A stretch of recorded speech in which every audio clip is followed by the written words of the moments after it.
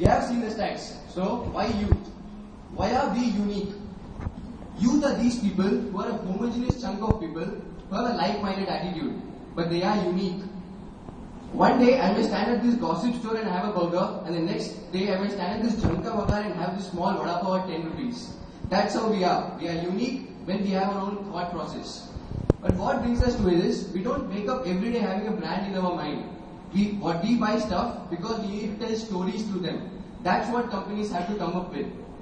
And meaning no harm to the senior citizens and the people above 25, the World Report says that we youngsters of the ratio 12 to 25 are the healthiest and the most educated amongst the whole crop of youngsters. So we become a strong base to build upon. After all this, we have learned the traditional concepts from Mayuri.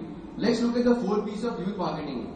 Well, looking at traditional concepts, it's a quite boring one. But when you come to youth, let's look at a more youthful way, a rebellious way. Consider this example. I like a girl, I need to propose to her. So, if I want to propose to her, it's only fundamental 3 golden words. I love you. But it's such a dramatic thing. Consider I walk up to her and I just say in a filmy way and I say, hey babes, I love you. I'm going to rock it. What happens is, after I get a no from an answer, if I say in rebellious word, I'll definitely get a GPL. So what comes out is, how is love relevant to marketing? Well, consider this. Marketing, core marketing philosophy, the most unromantic thing about proposing is what's going to come now. First thing, love is the product I'm selling to you. Second, who is the target audience? Is the girl I love. And the dramatics that is attached to it, I may sing to her, I may present a gift to her. So what's that? That's the youth marketing concept. Now comes the 4 P's of youth marketing. Have this in your mind. The core objectives of 4 P's have to be prevalent. Marketing firms have this conception of changing the whole process. But what you have to think about is, you need to work around the core objectives, but change them according to the era. Come up with this. Place, you have to provide an experience rather than just selling a product. A product has to be re-innovated from time to time. Promotion, make it from a paid media, that is from an advertising in television to more an earned media where you let customer tell your stories. Coming to price, companies have this philosophy of saying that youth think that they need products which are cheap and free. But what youth thinks is, they don't want any hidden cost. Be it in a Sunsilk shampoo or even an SMS pack. They need a transparent cost. That's what people believe in. So moving on, let's look at 2 conditions right now, overview of situations. First is, companies bigger than countries. As the photo suggests, Apple's cash reserves are higher than US. I've seen my friends quarreling over, iPhone is better, Android is better. When they think that they are so passionate about these products as if their girlfriends are being discussed about it. So they are passionate about these products. And they have a participatory approach in these products because they're not the end products of a marketing firm. They participate in the creation of the product. When iPhone came, they had suggestions for the next product to come up. That's what youth believes in. And you need to have a universal appeal towards it. And consider this hypothetical concept where in future, if suppose a war happens, it may be due to a brand war rather than a cold war. So moving on, going beyond international boundaries. Well, one side I talk about having a brand war, the other side is youth connects them. Consider I have an Xbox, my cousin has a PlayStation, a kid in Dubai may have the same product, a kid in US has the same product. What it brings is it's a universal appeal. So what happens is you're getting connected. Earlier, companies used to think we need to work in regional boundaries. But what it has got up is, it brings a brand democracy. With the universal appeal, you have a higher marketing competitiveness coming up. So it brings out new renovated products. After all this gap, let me give you a live example of how youth marketing is relevant. Let me take a live example. See, first product is Levi's, second is Nike. Going back to 1985, Levi's came up with an ad. A guy walked up in Levi's 501 jeans, went into a laundry shop. He removed his jeans, he was wearing a boxer. That became a youth iconic symbol. Not because he removed his jeans, only because it was a symbol saying it's the youth rage.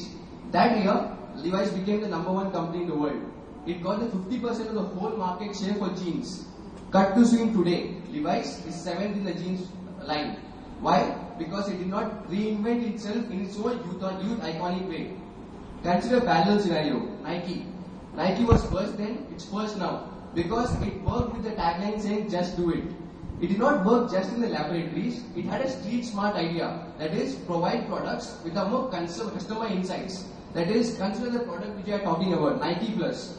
It's a collaboration between Nike and Apple, in which you have a shoe, it's a whole package. They just don't provide you a brand, they provide you an experience along with it. You can attach it to yourself, you can run around, it calculates your calories, it gives you better routes to take up, and it's a whole experience which provides you.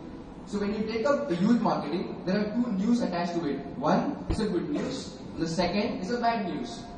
First good news is when you take up a customer who is young and ask him, how is this brand? He'll say it's good. What's the bad news? Bad news is good is simply not enough. Because what is good today is simply not good tomorrow.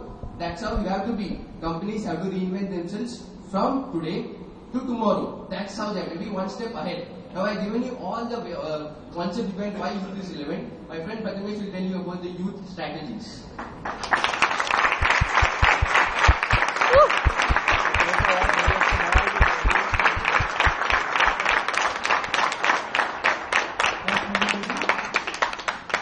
Now you see, marketing is not the suit, but what suits your customer that matters. Now, you see, future belongs to you and future is perfect. But it's not. It's we as the youth who are going to make it perfect. Now coming to the first point, we have is the reverse effect, understanding reverse effect. Now what does it mean?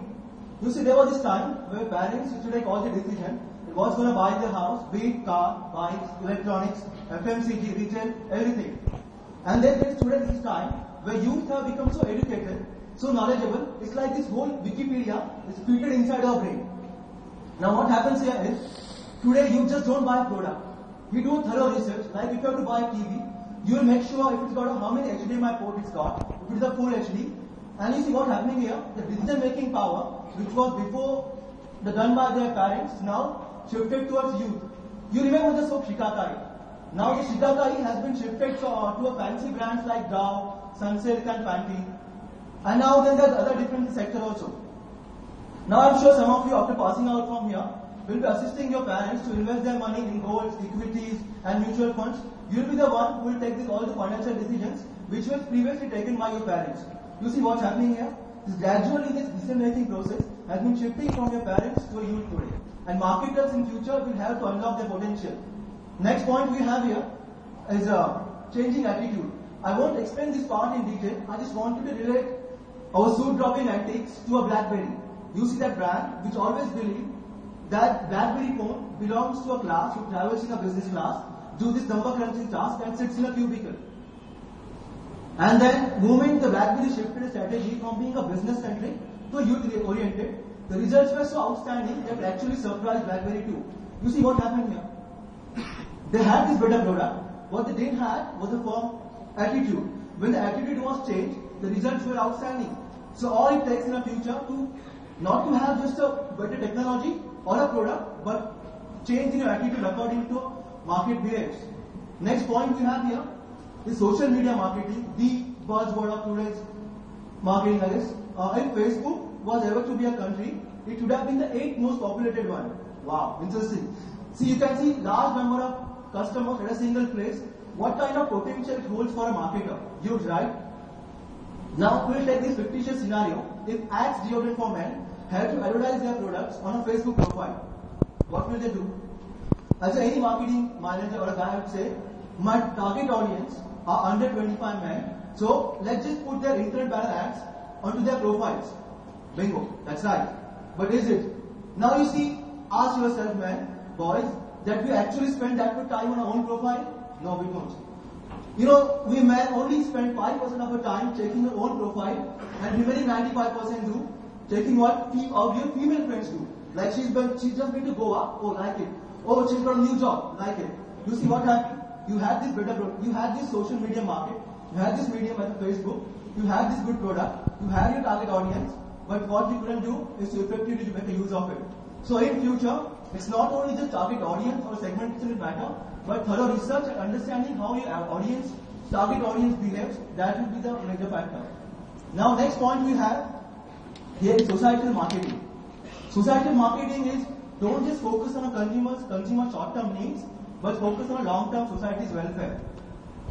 Now in the last slide we have seen social network. All the marketing you have to do is, in that social network, just put that net out of it, and all you have is social work, which is going to pay you in the future.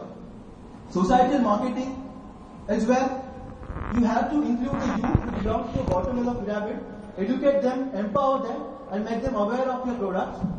So that's the next thing, societal marketing.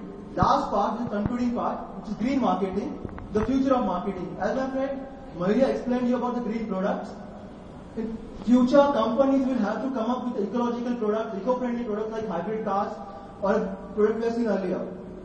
You see, today's youth don't just buy your product, they buy what their brand gives back to Mother Nature. I would like to conclude with the quote that for today's youth, green is not just a green dollars or holding a US green card anymore, but it's all about waking up in the morning to a green grass fields like those in childhood days. Thank you again.